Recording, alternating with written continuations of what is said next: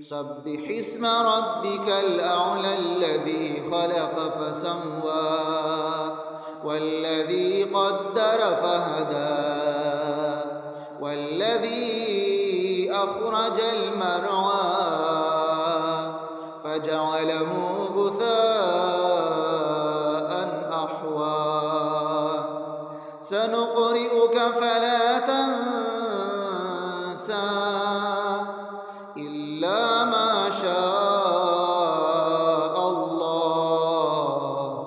إنه يعلم الجهر وما يخفى ونيسرك لليسرى فذكر إن نفعت الذكرى سيذكر من يخشى ويتجنبها الأشقى الذي يصلى النار الكبرى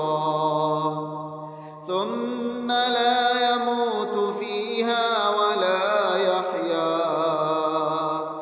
قد أفلح من تزكى وذكر اسم ربه فصلى بل تؤثرون الحياة الدنيا